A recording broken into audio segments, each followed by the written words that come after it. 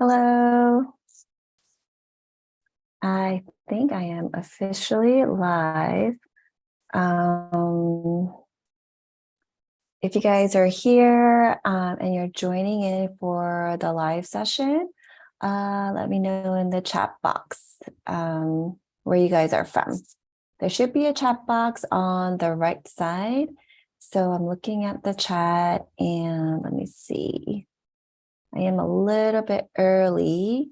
So I have a couple minutes until noon. We'll just let people kind of hop on. Let me know where you guys are tuning in from. I'm from California, originally from New York.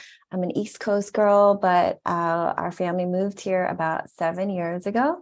And ever since we moved to the West Coast, it's kind of like we can't really go back because we just love the weather here, even though it's been kind of rainy these days. But today, this week, it is beautiful, sunny again. So I'm so excited. Let's see. Hello, Suzanne, Lori, Marianne. Oh, hello, Maria. Oh, Brazil, Colombia, India. Super cool. Maryland, Portugal. Wow. Thank you so much for sharing the link and just really helping me on social media with this live session. So I've never actually done a live session through YouTube before. I'll just hop on Instagram or do like short little like lives, but I haven't done like a thing. But it was a pretty last minute something I wanted to offer before I close registration. So I'm really excited to be able to hang out for the next hour and to be able to just share how much I love this script.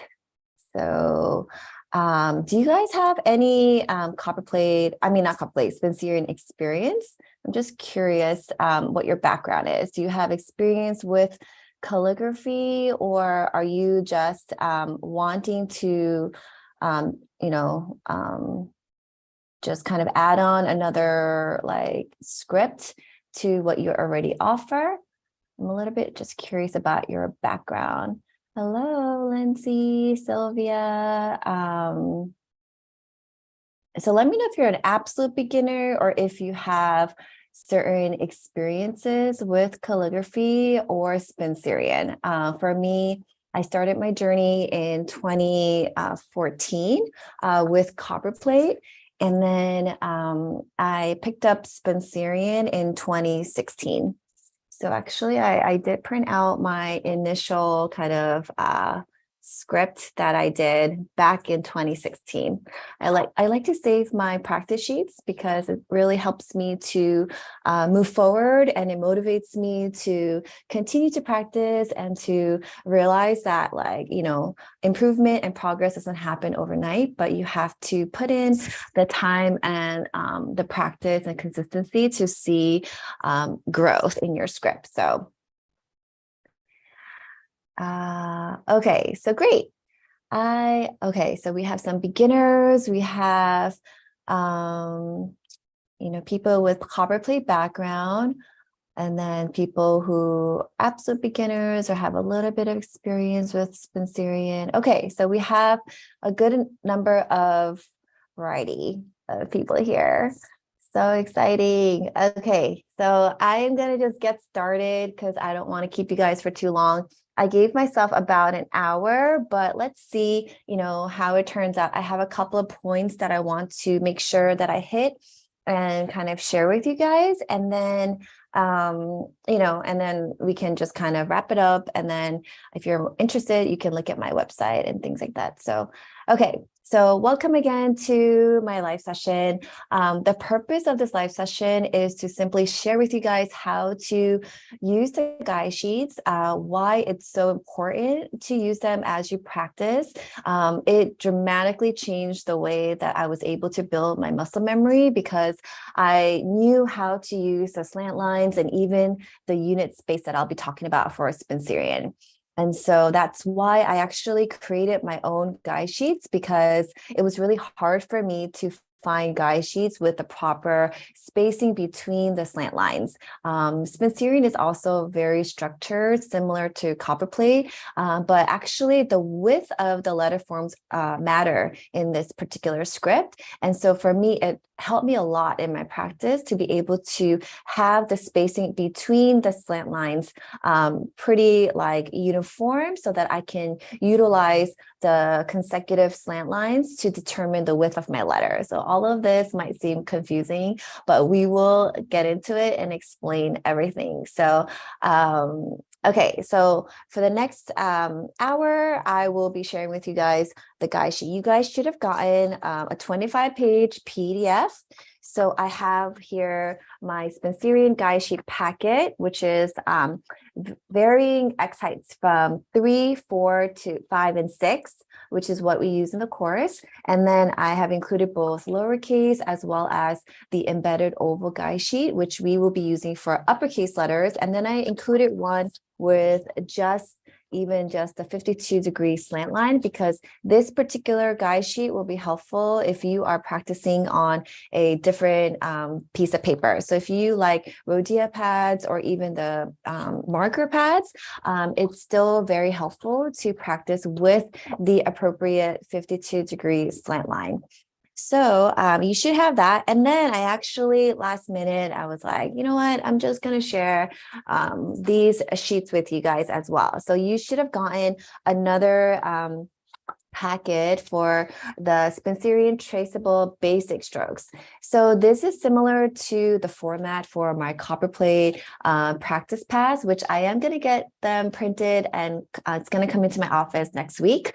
But I don't have the full Spencerian practice worksheets yet. It's something that I'm working on, but I did make these basic stroke traceable worksheets available for my students for free. And then I figured I'll share it with you guys too. So hopefully you guys have it all printed, and then I'll show you guys how to use this towards the end. And then right now we're just going to go right into the guide sheet. So I'm going to flip my camera. I'm going to show you guys just how to use the guide sheets. Okay, so let me turn my camera. Okay, so this should be, this page you should have gotten in your guide sheet packet. Let me just make my window a little bit bigger, just adjust the lighting here. Okay, so for those, because I know we have absolute beginners in this session, I do want to kind of go over this pretty quickly with you guys on how to understand all of these lines. Because Spencerian is a very structured script, it's important to practice with not only your vertical lines or slant lines, but your horizontal lines, because not all the letters are going to be the same in terms of the height of your letters. And so sometimes when I scroll on Instagram and I see people's practice sheets, I can tell whether or not they're using guide sheets, because some of them, I see how like certain letters like D, it's shorter than the capital letters. But then if I see that their letter forms are not in the right proportion, that will be kind of like a key to recognizing that they're not using the proper guide sheets. And so it's super important to use guide sheets, especially when you're learning a new script, because we're building good habits and we're trying to build healthy habits so that we don't have to like rebuild habits later on and fix it later on. And so okay, so let's go through this. So here is your X height. X height is basically kind of like the body of your letter. You have your baseline, your waistline, you have your first ascender line and second ascender line. This whole area up here is called your ascender space. And then anything below your baseline is called your descender space. So we have your first descender line and then your second descender line. The reason why it's important to kind of label these lines is because when when I teach the script, I always teach with these vocabulary. So we'll say letter D goes up to your first ascender line. Make sure you're hitting the waistline. These are really important keywords for you to be able to not only understand the letter forms, but be able to execute them as you practice. So as you can see here, you also have these gray slanted lines, which is 52 degree for Spencerian. Copperplate is 55. So there is a little bit of a difference. 3 degrees is not that big of a difference. So that's why I share that I love doing both copperplate and Spencerian together, because they're so similar in their slant line that it's very interchangeable. So I could write with a copperplate capital letter and then add in Spencerian lowercase letter. Okay, so we have letter N, which only takes up your X height space, and then capital letter Y, which is one of the longest capital letters. It goes from your second ascender line to your second descender line. And so Spencerian script is very delicate. I use that term a lot, like delicate, because compared to copperplate or modern calligraphy or whatever script that you guys are learning, I find that the placement of the shades is very minimal. Let me take this out of my protective sheet. So this is an exemplar I share in my course. So as you can see, all of these letter forms are very delicate. There's only slight shadings done in certain parts of the letters, and some of the letters actually don't even have any pressure added to it. And so that's why I say that it's very light on the hand, and it's great for correspondence letters too, because you're able to, not strain your muscles in your hand. And so I find that, especially when I'm writing letters or something like that, or longer pieces, I do like using Spencerian because it's easier and it's a lot faster to write than the copperplate. Okay, so that's kind of the guide sheet here, and why it's important to use guide sheet. So let's start by going over some basic principal strokes. So if you have learned any structured calligraphy, I have to take it all out of these protective sheets. I usually keep all of my handouts in these binder protective sheets, but then they're causing a glare, so I'll take it out. Okay, so this is another sheet from my course handouts. So for the lowercase letters, there are 6 basic principal strokes.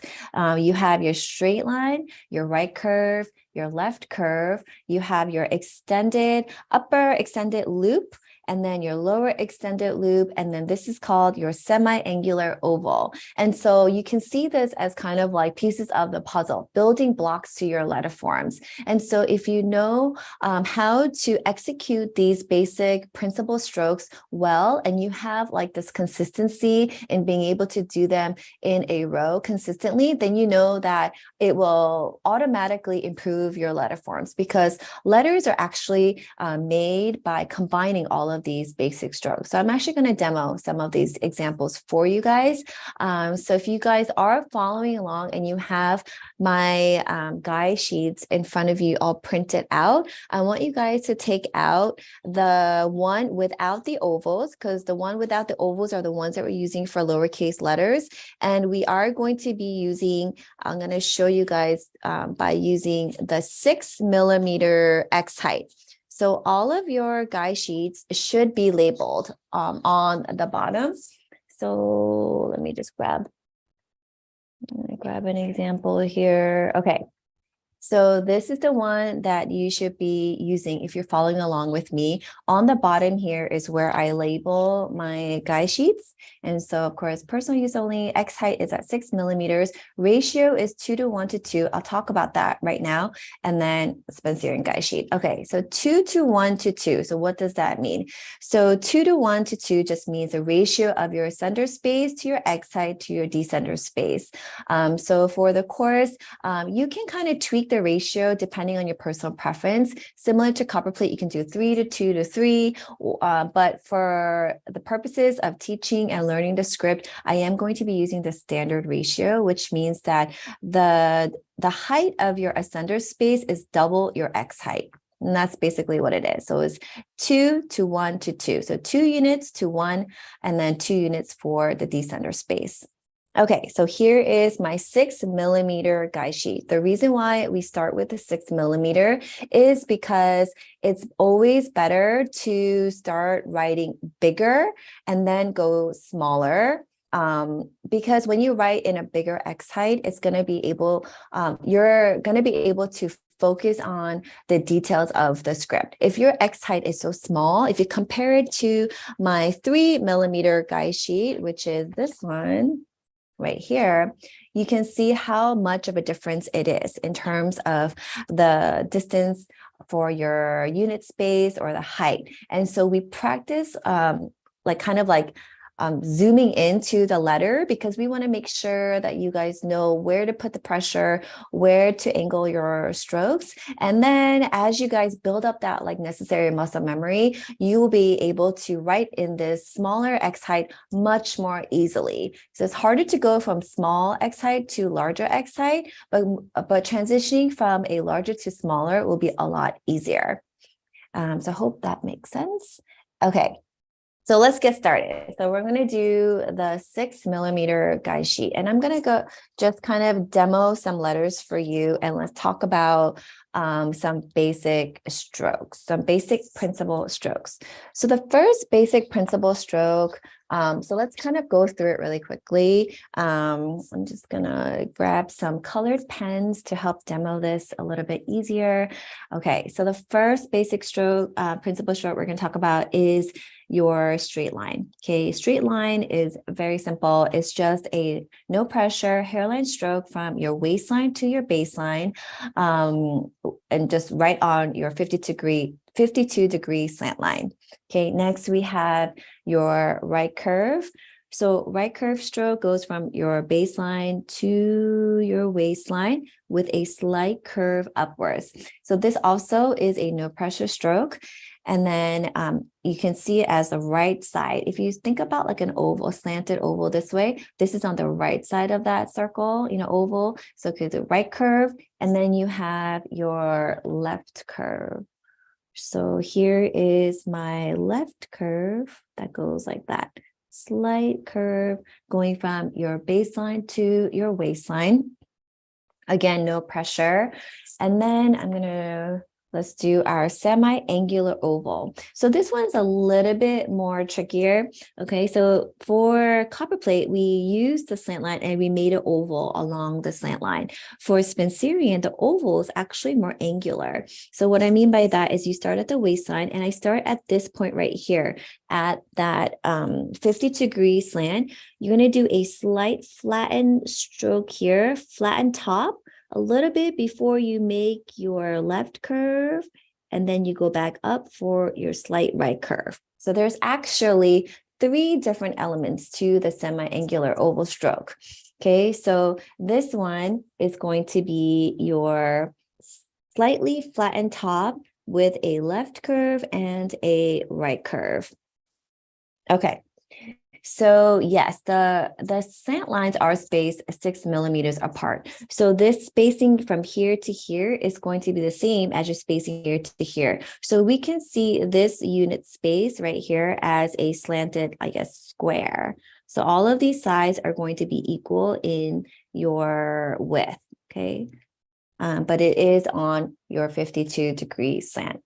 So when we talk about unit space, this can also be known as your U space from here to here.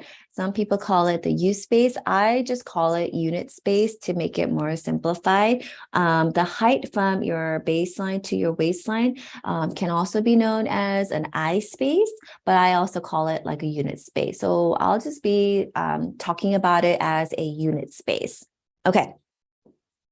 And then when we do our upper and lower extended loops, it's basically combining all of these together. So let me show you guys that part of your loop here. I'm just going to use the same color here.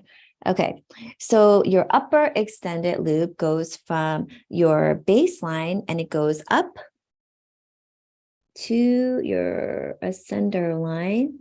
Okay, so this is your extended right curve. Okay, you see how it has a similar curvature as this pink one here, but it's extended because we're going from your baseline to your second ascender line. And then you're actually going to put a very slight left curve along your slant. It's not a lot, it's just slightly, okay? And then we come down and we're going to transition into the straight line here on your 50-degree slant line. And then that's how you're going to end it. And I think the reason why, I like to teach with this slight curve here on the top is because if we don't have that curve, because it's not a shaded script, sometimes with copperplate, because it has a lot more shading, it kind of gives a little bit of the curvature, whereas Spencerian, because it's not as shaded, I do think it does make a difference if you have a slight curvature for the top part of your loop versus if you don't. So let me just show you guys what it looks like if you don't put that slight like curve there. So I'm using a pencil and let's see. So I'm going to cross it from baseline to waistline, extend it up. And then if I go just straight down my slant line, you can see how it looks a lot more flattened, right? And so that's why I think for Spencerian, you just want to be mindful of it. But I know it's a little harder to make that transition from your left curve to your straight line. So I don't stress about it too much. I mean, even when I'm just freely writing Spencerian, I'm not like being so hard on myself if I don't have that right curve here. Sometimes my Spencerian loops may look a little more flattened. It's okay. But as long as mentally we know that we want to kind of open it up a little more. So this looks like a raindrop, like a teardrop here, versus this one is very flat from top to bottom. Okay, so I hope you guys see the difference. Okay, so let's demo some lowercase letters. So I wanted to kind of go over at least 3 different lowercase letters. So we'll do it with a pen. So you can learn Spencerian actually with a pencil, any pen. I had a student actually go through the entire course last semester with just using a pencil, because if you're not comfortable with the dip pen and you don't want to be frustrated with just having your nib scratch or dealing with like ink issues or bleeding issues, you can learn these scripts, still building that muscle memory, still learning how to recognize the letter forms with any writing tool. So I do want to kind of clarify that you don't have to take the course with a dip pen. That's what I demonstrate the videos in, but just wanted to clarify that. Okay, so let's talk about letter A, because it's very, it kind of combines a lot of these basic strokes together. I'm actually going to use a pencil so you can see it better. Okay, so letter A is going to be 1 3/4 units wide. So what that means is here's 2 units. I'm going to just do a little bit shy of that 2 units wide. We're going to start off with your extended left curve from your baseline to your waistline. So it's like that extended left curve, okay? Can't really see it maybe too much because of like pencil and the lines. And then you're going to retrace here. Remember, we have that flattened top here, and come back down and do your semi-angular oval. But this time we're going to add a shade right along here, kind of like at the middle of that stroke. And then we're going to come back up with your slight right curve. Then we're going to go down with your straight line on your slant line. And then we are going to make an angular and transition and finish with another right curve up to your waistline. So if you guys saw my Instagram post, the very key exit shape of your Spencerian letter forms is kind of the check mark. So you have your straight line here, and then when you transition to that right curve, right here, that transition, just make sure that it's not oval, because copperplate is more like this. We go like this. It's more like a rounded ladle, okay? Whereas Spencerian is more of a check mark finish, okay? This angle right here versus this angle for copperplate. Okay, so if we do, let's do it in ink. So with the letter A, okay, we're going to make sure we're using these slant lines, right? We're going to start a little bit to the right of this slant line. So making sure it's like a 1 3/4 units wide. Come all the way up to the waistline, add flatten top, add a slight pressure, come down, back up to the waistline, straight line down to the baseline, and then finish with your right curve up to the waistline. Okay, so the semi-angular oval, when we talk about the basic stroke, we're just going to do it with no pressure. But when we're doing the letters, we do add pressure.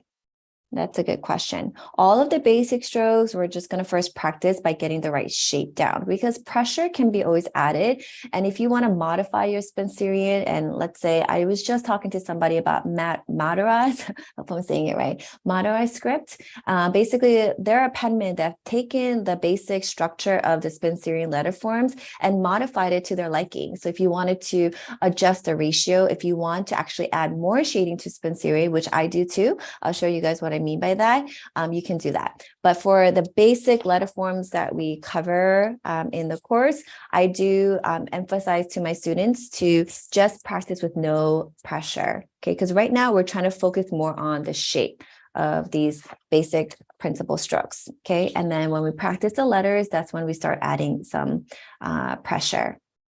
Okay, so that is letter A. Let's do letter D. So letter D basically is the same thing as letter A, except we are just going to be adding a slight pressure and release from your first ascender line. Okay, so right here, first ascender line, square top, and then lighten up. Okay, that was kind of like a blob, but so as you can see, as you practice and study the script, you will recognize a lot of patterns. A lot of letters are grouped together by the similar strokes that they share. So even in the course videos, I don't go from A to Z, but we actually go through the letters in a systematic way so that you can see that certain letters have common strokes that they share. And so letter A and D are letters that have very similar strokes. And so you can see how I immediately changed the A to a D by adding this pressure and release. And that is going to be from your first ascender line. You're going to start off with a full pressure stroke, flattened top, square top, and then we want to release pressure at you as you hit the waistline. So there should be no pressure within your X height. Okay, so let's do that letter together. Okay, so we're going to start off at the 1 3/4 mark. Flatten top, add pressure, release, come back up. And this time you are going to be lifting up your pen, and then we are going to do that flatten top on your slant line, release pressure on your straight line, and then your exit stroke. Okay, so that will be your D. Can you guys, oh, I'm seeing some connection issues. Can you guys hear me okay? Maybe you guys have to refresh your link. For me, I'm not seeing any issues, but okay. So let's do another letter together. Let's do the letter G, okay? Because G also has similar beginning strokes, and then we are going to be adding on your lower extended loop, okay? So letter G is going to look like this. Okay, same beginning 3 strokes. So you have your extended left curve, flatten top, retrace, left curve down, shaded here though. Okay, same so this is going to be 1 unit wide, and then come back up, angular. And then from here, we are going to go straight down from your waistline to your baseline. And then right as you transition here, it's the same thing as what we talked about in your upper extended loop. So the lower extended loop, we're going to have just a slight curve here, and then come up with your extended left curve. So this is that straight line, a slight right curve, and then transition to your extended left curve. So you notice how I'm always talking in that terminology, because as you practice and you even can kind of repeat those words out loud, it will help reinforce how your letter forms should be formed. Okay, so here we have your extended left curve, retrace, flatten top, shaded left curve, right curve, straight line down to your waistline, transition to a right curve, and then have your extended left curve, making sure that you are crossing here at your baseline. Okay, so all of those details are things that are very important because it really sets your letter forms apart, you know, in a very elegant way. Okay, so let's do that in ink. So I am using Nico G. So the nib that I'm using is a pointed steel flexible nib. I know we have absolute beginners, so I'm sorry, I should have done this before. So basic supplies that I usually use when practicing any pointed pen calligraphy script. I'll go over everything that I have in front of me right now that I use every single day, every time I sit down to practice. So the first thing first is, let me just zoom that out here, is I have my writing mat, and this is something that I recently launched in the past year. It's vegan leather writing mats that have a really nice cushion. It's very soft. You can see how it kind of like, I don't know if you guys can really see, but I love using this mat because not only does it kind of give me the space for my sweet spot, which is a space that I need to write so that I'm not straining forward or writing too close to my body. It's like the optimal writing space, but it also gives me a really nice cushion. The reason, one of my students actually recently asked me, why is it necessary to have a writing mat, a writing bladder pad? And the reason being is because we're using steel nibs, and a lot of these points are very sharp, and some of the nibs are super finicky. They're very, you know, very, what do you call it, sensitive. And so if you are writing on a flat surface like my desk here, and you're trying to go on your upstroke here, there are going to be situations where your nib can get stuck on your desk, and it will just not be very optimal because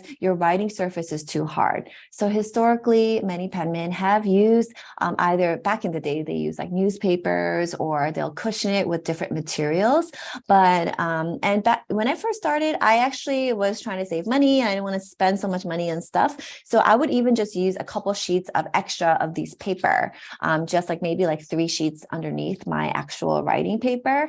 But I noticed a tremendous like difference when you actually use like a cushion, like leather material. And so anyway, okay, so this is what I use. And then I have a oblique pen holder. I'm a lefty, but I do use an oblique pen holder where the flange here is on your left side. If you want to use a straight holder, you can do that as well. I usually have my inkwell here. This is my inkwell with, these are dinky dips. They're called dinky dips, and they are screw top. So they kind of keep your your ink secure. And I like using these jars because when you buy inks, they come in like a bigger jar form like this, but it's really hard to dip, obviously. So I always transfer all of my inks into these dinky jars, because when you dip your nib into it, it kind of goes in perfectly. And so I just make sure to fill this up, and then I use it to write. Okay, so that's that. And then I'm using a walnut ink. I love using walnut ink to practice Spencerian because it gives very, very fine hairlines. I sell this in my shop. If you do sign up for my email list, I have 15% off, or you can find it on Amazon. And then I'm using a Nico G here for my live session today. I recommend using actually very firm nibs for a Spencerian. Because it's not super shaded like copper plate, I don't like to use like flexible nibs like Hunt 101, because I want my hairline to be very like thin and delicate. And I find that when I'm using a super flexible nib like a Hunt 101, it gives me a little bit harder time for me to control the nib. So, okay, so make sure that you are using a beginner-friendly nib. So any of the G nibs are good. Nico G, Zebra G, there's like a Tachikawa G, titanium Zebra G nibs, a lot of G nibs out there. Okay, So let's do this letter G with ink. Okay.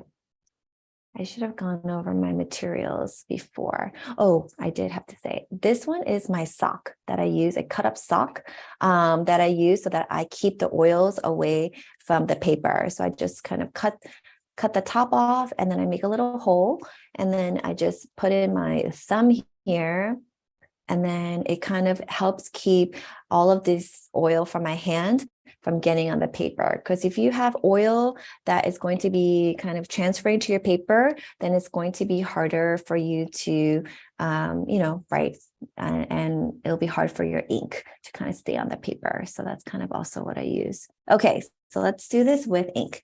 So letter G. Okay, again, this one is going to be 1 3/4 units wide, and the height of this letter is going to be 3 units high. Okay, so 1, 2, 3, and then this one is 1 3/4. Okay, all right, so let's do this, scribble. Okay, start a little bit next to your slant line, extended left curve. That's 1 3/4 units wide. And then we're going to do a flattened top, add pressure, release pressure, come back up to your waistline. You can lift up your hand if you want to, or you can do it in one motion. Because sometimes if you're working on bigger X heights, you might feel more comfortable kind of breaking up the letter. But generally, I like to use about 4 millimeter for my Spencerian, and then sorry, I'm trying to write and I can't speak and write at the same time. Okay, so usually I like to use about 4 millimeter for my X height. I feel like that's a very comfortable writing height, X height for my Spencerian. But when I'm practicing the letter forms, I do recommend practicing with a bigger X height. Okay. So this one was a little bit more of a curve, but as long as the width of this loop here is about half of your unit space, that's kind of the goal. Okay, so let's do, let's see the questions here. American cursive is similar to Spencerian, yes. So the cursive that I teach is, developed by Palmer. And so he actually simplified Spencerian script, and so that you don't have to use a dip pen and you can use any writing tool. And so if you're interested, I do sell that in my shop. But I know there's so many different kinds of cursive curriculums out there, but the one that I particularly teach is very modified, simplified Spencerian script. Okay, let's see another question here. With lowercase letters, do you focus on finger arm movements? Okay, so we'll talk about that really quickly. So we do talk about this with movement. So there is a YouTube video that I have that explains all the different kinds of movements.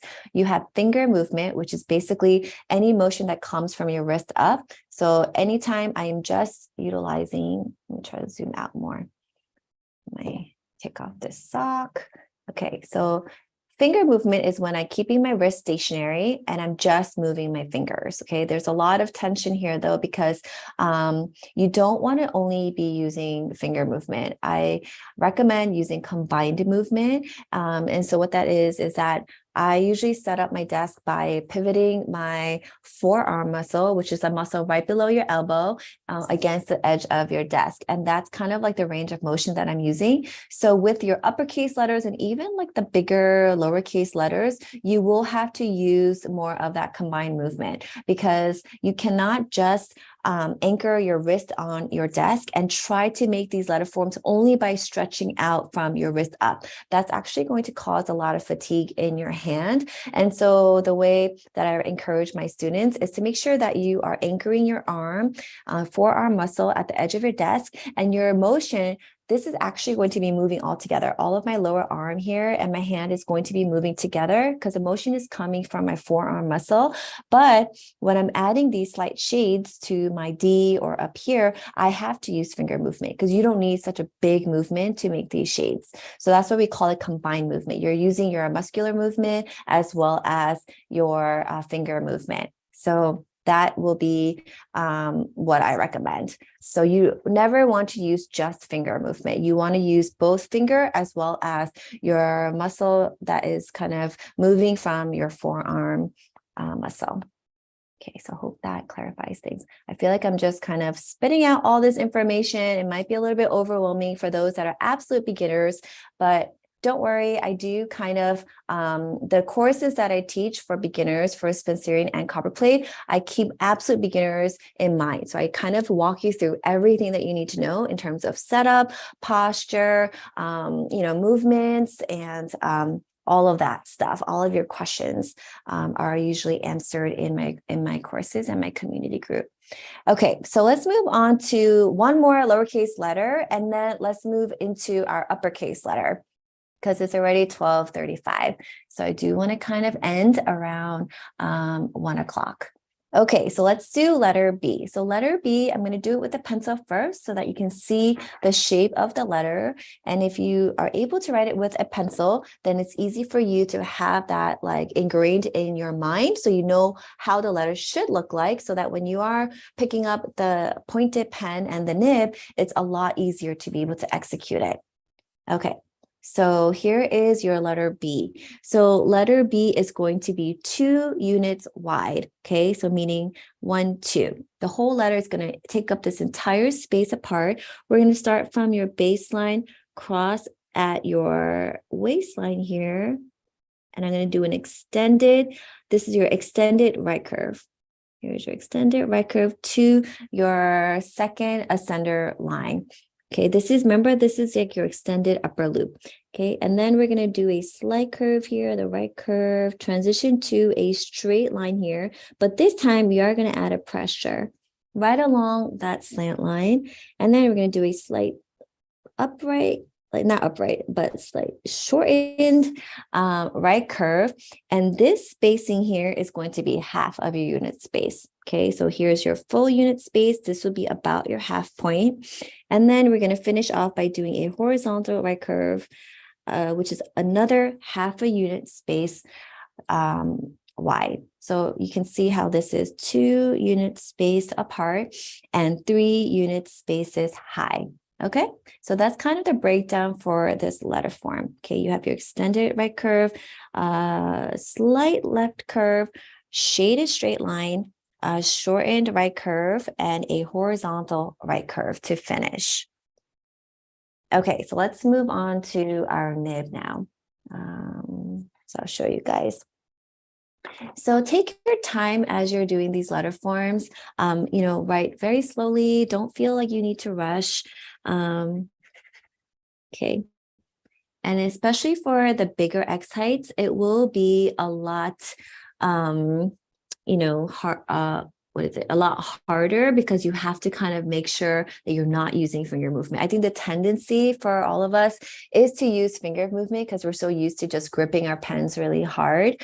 So it will kind of, the bigger X height will also force you to use your forearm muscle more. Okay, so here I'm starting at the baseline.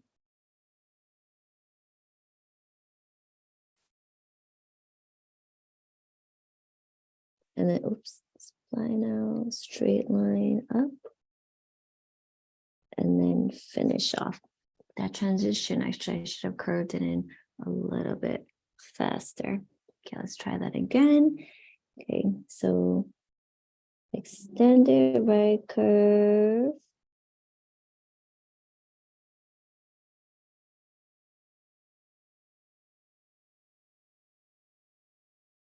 Okay, that's very slight here, a very slight curve. I think that actually looks nice. So there is no straight angle for the right curve. I think you're talking about this right curve here, right?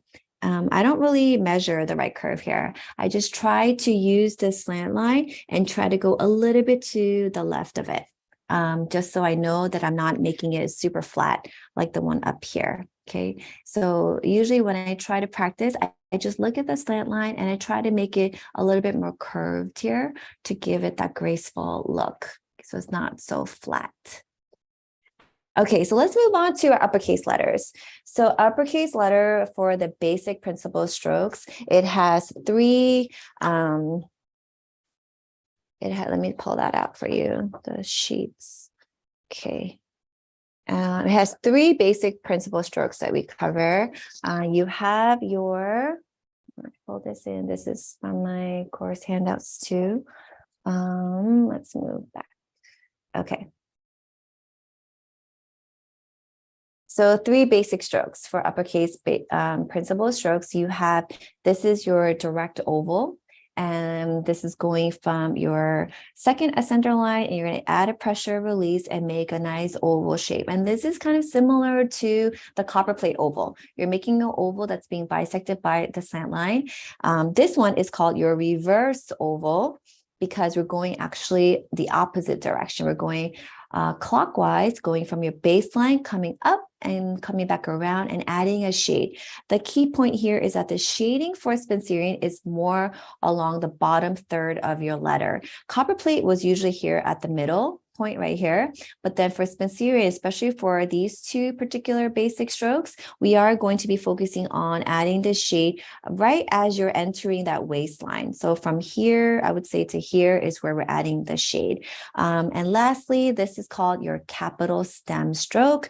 This is going to be on your slant line. You're starting off with your slight left curve, straight line, and then a right curve. And so the pressure here is also on the right side. The left curve.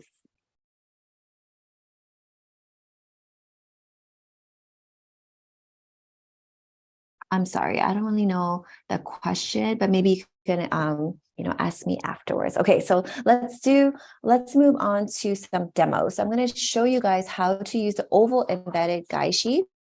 And let's take out, let's see. Actually, let's do one that is using let's take out your 5mm guide sheets. If you guys have your guide sheets out in front of you, I want you guys to find the 5mm guide sheet, both in regular as well as the oval, the one that I have the oval in it. So let me just grab my guide sheet here. Okay, so this is the one we want. Now we're going to move it down to 5mm. Actually, so for the uppercase letter, because it's a lot bigger in height, I do think it's better to start with the 5mm for your uppercase letters, and then we can move down to 4. That's a little bit more comfortable. Okay, so then we have that one, and then I want you guys to take out the 5mm oval embedded guide sheet. Let's see. Oh, it should be this one here. Okay, so 5mm oval embedded guide sheet. Let's see. Actually, there should be a couple of embedded ovals. Sorry, guys. I thought I had all of my guide sheets ready. Okay. Let me, if you guys can bear with me, I am actually going to print out the one that I need, which is the 5mm full oval embedded guide sheet. So it should be the one, let's see. Okay, got it. Page, okay. So while that's printing, let's just use the regular, let's use this regular 5mm guide sheet first, and I'm going to show you guys how to do capital letter A and I. I did get a request for letter I, so which is why I wanted to kind of show you guys that letter. Okay, so for letter A, we're going to be using the 5mm guide sheet. Sorry about the noise. Let me just grab it. Okay.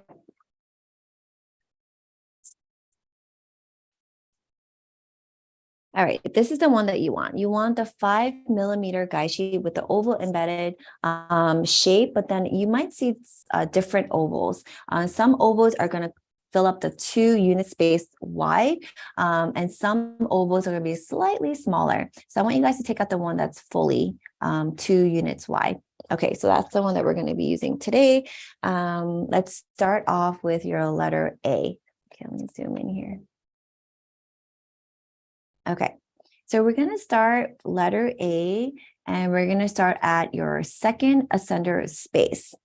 Let's see here, making sure. Okay, so similar to your lowercase letter A, the Spencerian capital letter A is going to have your flattened top here, coming down from your left curve here and adding a shade right at the middle part here, and then transitioning to a right curve, slight right curve here, straight line down your slant, which is 3 units high because this is a capital letter, and then transitioning to another right curve to finish. Okay, this is a little too sharp. You don't want it to be super like rigid like that, but when you're writing it all together, straight line, add a shade, come up, down. Usually when I'm doing it all like in one motion, it's a little bit more graceful. Okay, is that out of focus? Okay, good.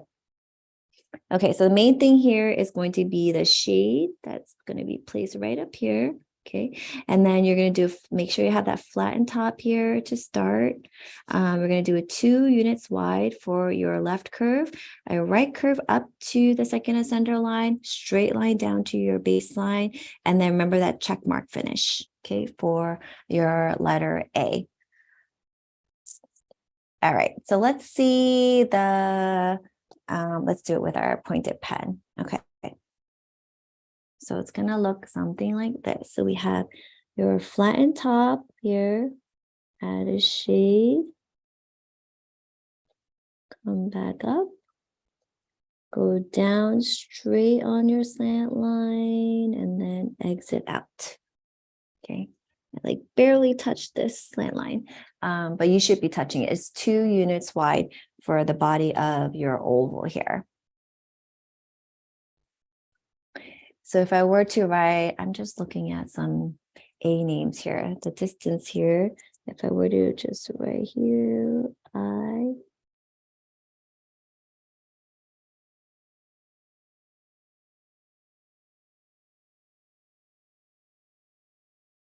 So this would be, I just saw someone's name with an A. So this would be how you write the capital letter A. All right, let's do letter I, because that was something that I also got a request about. And letter I, we're going to be, we don't need the embedded ovals for that particular letter. We're actually going to be utilizing this particular guide sheet for that one. So letter I is going to be your reverse oval, right? So we're going to start here, okay, at your baseline. And this body of your I is going to take up your unit space, unit space, 1 unit space apart. So it's going to go from here, go up, come back down. And this, remember we talked about adding a pressure towards the bottom third. Okay, so this is like where you add your pressure. And then you're going to do a horizontal oval and then intersect it into your letter. Okay, so the bottom horizontal oval shape here is going to be 2.5 units wide. Okay, so here is my half point here. Okay, and then usually when I'm practicing, I look at my guide sheet and I'm kind of looking for these markers. I start here. I need to hit this point here. I need to hit this point here. I want to make sure I'm stopping at the half point here. And I want to make sure that even the distance between like how high I'm going to bring this, this particular part of the stroke is also going to be half of this unit space. Okay, so that's why using guide sheets is so important, because it will help you to know how wide, how high, how narrow you will be able to, practice. Okay, so let's do that again. So do a couple times with pencil. I feel like the pencil will give you the no stress to be able to just draw in your letter forms. It's going to be something like, oops, that's a little high. Thing like this. okay? And then the shading will be more along the bottom here. Oh, oh, you wanted to do a screenshot. I'll hold it here for you if you want to take a screenshot. Okay, so I'm using Ronnie, I'm using the 5mm guide sheet. Okay, so let's do this with a pointed pen. Let's do I. I'm scrolling up to see if there's any I names here. Does anybody have an I name that's here with us? Ooh, Aiba. Oh, she was one of my students. I'll do Aiba. Okay, so let's do I. Okay, 1 second. Where is my... Okay, we're gonna do from your baseline here. I'll do... Okay. We'll do baseline, come up, reverse oval.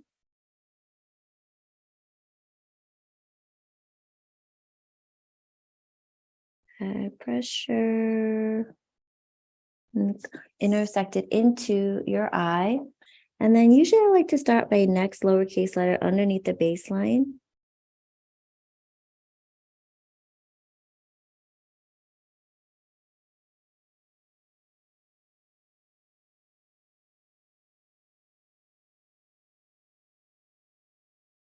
Okay, so that would be Aiva.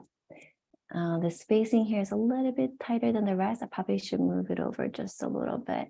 The V here, this is an example of where I added the shading. The standard V actually doesn't have a shading for the V, but this is what I'm talking about in terms of if you want to modify your Spencerian, this is your basic V.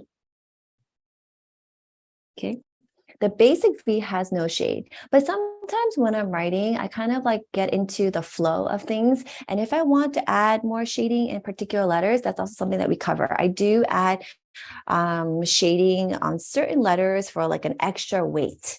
And so that is something that I do. I like to do just to, you know, not make it super delicate. Okay. So having the right letter forms and knowing the right structure for the letter forms will also help you as you are learning flourishing. Because if you want to flourish your letters, it's basically like an extension of your letter forms. Okay. So especially with the letter I, this probably is the way I would flourish. It's like continuing on this shape for your exit stroke below the baseline.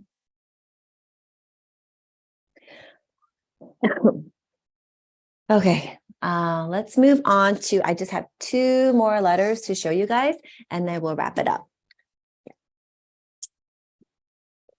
Sorry, just drinking some water. How are you guys doing? Are you guys okay?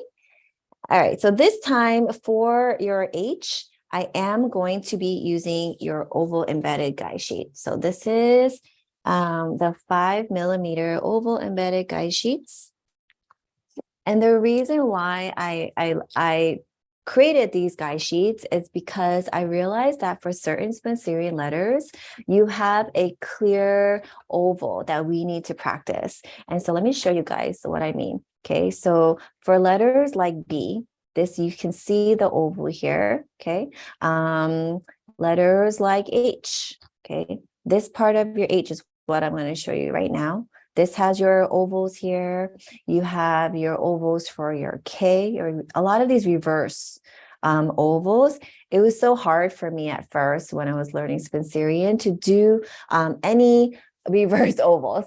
I think I avoided uppercase letters for a long time because I just didn't have the right guide sheets. And so I created these oval embedded guide sheets because I felt like it was really helpful to have like a visual aid for me to practice these reverse ovals. Okay, so M, N, Q, and then even for your R's, and we'll show you that, the capital stem letter going into your oval, and then you have your U, V, W, X, Y, Z. So as you can see, there's like a lot of letters in Spencerian uppercase letters that is very important to have the right shape, because you don't want to make this shape so flattened or narrow. And so this should help you guys to know how to practice the uppercase letters. So let's zoom in here, and then we're going to go through the last two letters, and then we'll wrap up the session.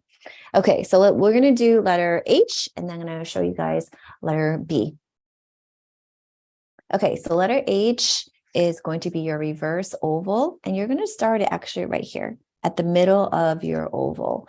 And you're going to go from your baseline, go around your oval, add a pressure. Remember, we're going to add a pressure as you kind of cross your waistline here.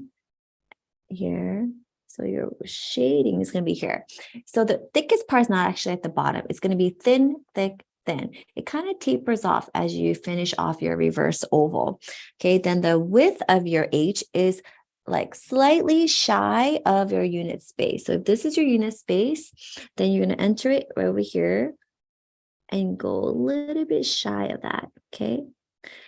So what we did here is we did a slight left curve and then transition to a straight line. So this is on your 52-degree slant, but it's not going to be a full unit wide because it's too wide. And then we're going to go up, make a loop, and then come out to about here. Okay, so this would be your H. So let's do that again with a pencil, and then we'll do one more with a dip pen. So come around the oval, add a shade release. Okay, come up here, shy of that slant line, and come up for the loop, and then exit out. All right, so let's see. I'm trying to look for an H name here, whoever is here with us. If you guys have an H name and you're here with us, let me know. Drop me a comment so that I can write your name for you. I'm like scrolling up here. If not, I guess I'll just make up a name. All right. So let's do it with a dip pen. Okay, so we have your baseline here. Okay, right here at your baseline, come up. Come around, come around. And I think my ink dried up because I didn't wash it. I didn't wipe it off. So it's just been sitting on my desk as I'm using my pencil. So that's why it's important to, if you're taking a break for a long time and you want to like practice with other pens or tools, make sure that you are like cleaning off your nib, because you don't want, well, the walnut ink is actually pretty easy to wipe off. It's not as hard as like acrylic ink or oils or sumi ink. Okay, so here's H. Okay, I'm gonna write Heather because Heather was the first one that I've seen. Okay, so let's do Heather.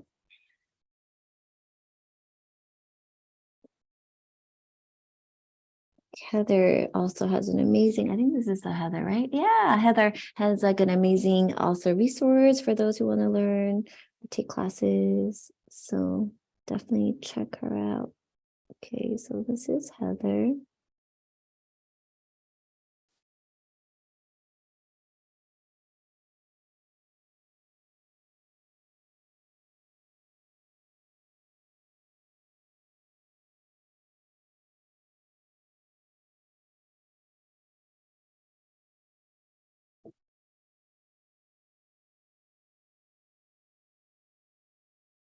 And then usually for the crossbar for the T is like above the T with a slight curve line. So, so the connective slant for the Spencerian is at a 30-degree angle. Okay, so 52-degree slant with a connective 30-degree slant. So it's a little bit more of like a wider, like, connecting. It kind of forces you to like space out your letters. Okay, so let's do last letter will be our B. And this is something that I actually shared on my Instagram, but I did want to show you guys, or maybe should we do a different one? Let's do R. because it's still going to be using this. I just want to show you guys why it's important to have these embedded ovals. Okay, so letter R, because the B, you can see it on my Instagram. Okay, so letter R, we're going to be using that capital stem that we talked about for the basic principal stroke. So we're going to do on your slant line, we're going to do a left curve, go into your slant line. So straight line here, you're going to add a pressure as you go beyond the waistline. Use this oval as your guide to open up that like stroke here, curve in, add a loop, small horizontal loop that crosses that capital stem. And then you're going to come straight down on your slant and then exit out. Okay, so a couple of things here. So the width of this R is going to be half of your unit space, but then this left part for your letter is going to be 2 units wide. The shading is going to be towards the lower third of your letter, and this horizontal loop, and make sure you're crossing it through your capital stem. This is going to be on your slant line, and then do an angular finish for your right curve. Okay, so there's all of these little details that is very important to think about as you are practicing. Okay, so let's do it with a pointed pen. Okay, so we're entering into that oval, adding a shade here, come around. I love using these ovals because then I would be so lost without them. And that will be your R. Okay. Got a little flat up here, but okay, so let's see, any R names?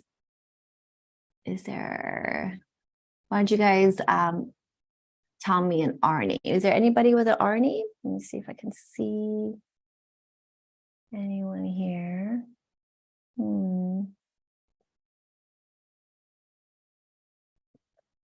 Okay, so let me know if you have an R name that you want to see. Oh, I just thought of Rancy because she also took my classes and we got a chance to meet at my book party recently, like last summer, and it was so nice to see her growing her business and really enjoying calligraphy.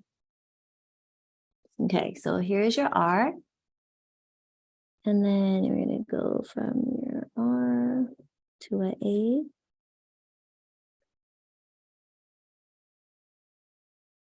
N, C,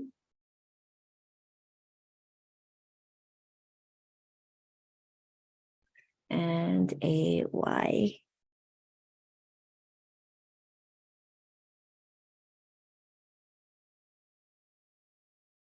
Sometimes I like to add a little tick mark here too for the C.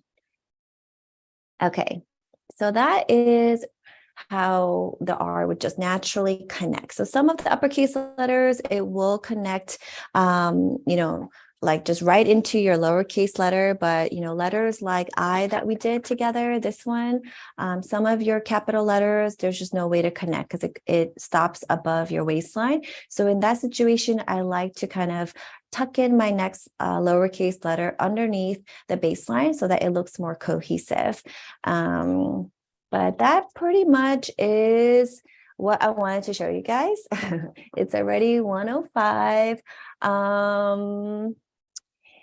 I think letter D, I actually have a live on my YouTube channel where I wrote and I broke down the letter for D. So if you guys are interested, check out my YouTube channel that has the Spencerian live session from last round. And that should kind of like help you to get more like preview. And I actually uploaded 2 more sample videos. Each of them is like 30 minutes. So you have 1 whole hour of instructional video, 5, I think it's like 5 lowercase and 5 uppercase letters. So if you want to also check that out, I did post it this week. So I'm not sure if you're on my email list and you saw it, but that also should give you kind of an idea of how I teach and, some of the things that are included in my courses. So just to share with you guys, this course that I recently launched. Actually, this is only my second round doing it. I've been teaching copperplate for over like 6 years, but Spencerian, I've been practicing and studying it for like, I think so 2006. So it'll be like what, like 7 years, right? But I actually only finally had the time to really work on it last year because I was working on my book and just different schedules and stuff.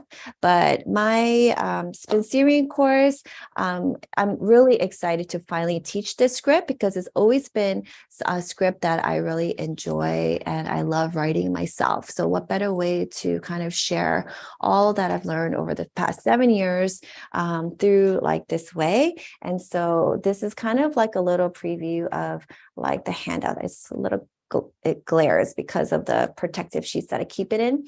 But I go through kind of like all of the materials that you need, the tips that you guys might have seen already. And then this is where I like to make like an ebook.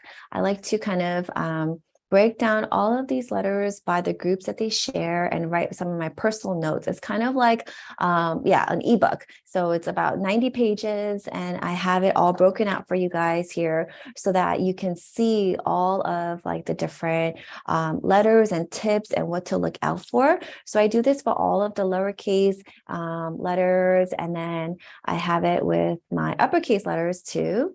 So as you can imagine, this is a labor of love. Like I think I've spent like months like building out this course. And so I'm still like making a little adjustments and I'm adding more worksheets, like more, I actually created like another guide sheet for my students as I'm going through this course. And if students need extra help, they will be, I try to add updates, which students get for free. You don't have to, like, if you want to go through the course with us multiple times, you don't have to sign up again. But before we close, I want to kind of talk about the basic strokes. So you guys should have gotten this whole packet here too. So this is something that I will be working on this month to finish. Right now, I only have the basic strokes available that you guys have gotten. And this is, again, just reinforcing your muscle memory, and you will be able to get all of my notes as well. So the way you want to practice this is, because I have absolute beginners here, let me just kind of go over making sure you guys are using this correctly.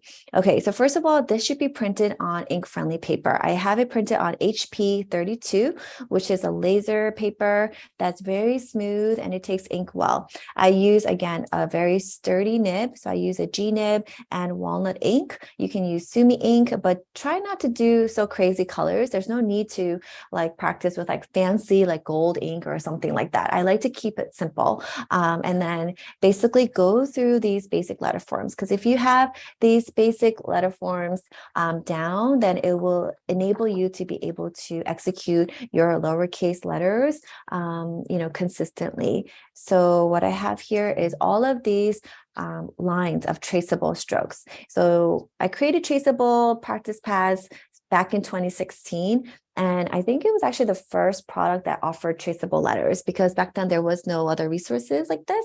But the reason why I created these traceables is because I realized by teaching my in-person workshops, my students felt like they were able to learn faster when they were tracing my letter forms. And so this is how this whole idea came about. And so what you want to do is you want to make sure that you are following along these traceable traceable strokes. You want to make sure that the angle of your nib here is parallel to the slant line, so that when you are doing your opening up your tines, it will be on your slant. And when you lighten up, it will kind of close up your nib and give you that hairline stroke. But all of these basic strokes don't have a shade, so you don't have to worry about adding any pressure to it. So first I have 2 full lines of traceable, so make sure you do that. And then here I have alternating tracing, so that you can do I'll just demo here. You can do the tracing first using my letterforms, and then you can do it on your own.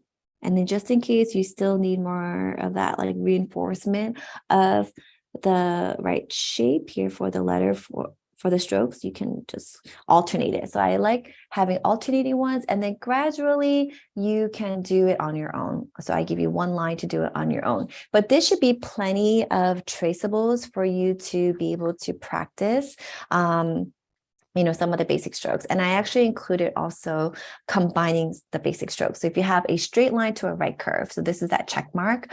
So you have traceable strokes for that. And then we also have your semi-angular oval, and then all of your lower and upper extended loops. So even if you practice just of these basic strokes, I'm thinking that next round, I didn't have time to really prepare for this, but I'm thinking next round, I'll be able to kind of do like a week-long, like basic training, like free course for anyone who wants to kind of follow along with me and practice these basic strokes. So hopefully right now you guys do have the PDF and you have these downloadables. I also included the uppercase, direct oval, indirect oval, the reverse oval, and then the capital stem. So if you guys remember all the tips that I shared with you guys about adding the shade to the lower part of your stroke, making sure it's on your slant, and then how to utilize the oval embedded guide sheet, that should be plenty for you guys to work on. So thank you guys again so much for joining me. I'm like sweating. My face feels like it's like glowing. But I hope this session was helpful. It's 1:10. So hopefully I didn't keep you guys for too long. It was really nice to see you guys just chatting, and hopefully you were able to like follow along with me with the guide sheet and learn. At least we did like 8 letters together. We did 4 lowercase and 4 uppercase, and then showing you guys how to use the guide sheet and why it's so important to, just practice with intention, because I don't want you guys to spend a whole year practicing incorrectly and building bad habits only to spend another year trying to revert that and work on the correct way to practice. So thank you so much for joining. If you're interested, my registration for my Spencerian course is ending today. So usually I open and close registration because I want to be able to guide my students for like 9 weeks. So it's about 9 weeks for my course schedule. And so during that time, if students have any questions, any demo requests, if you guys are like, can you please write my name? Can you please show me the letter D again or letter E? We have these live sessions similar to this where I'm able to kind of help you guys along, answer questions so that you don't feel alone in your journey. So I'll send out like a replay link. I think this video should be saved. And so if you guys missed the beginning portion of the session, I'll make sure to send out a replay link, and then also any information regarding my Spencerian course. So thank you so much for joining. This was really fun. Really grateful for you guys for sharing about the session to your friends, and hopefully it will help you to fall in love with Spencerian as much as I do. So I'll talk to you guys again soon, and then I'll see you either on Instagram or through chat with you guys through email. Thank you guys. Have a good day. Bye.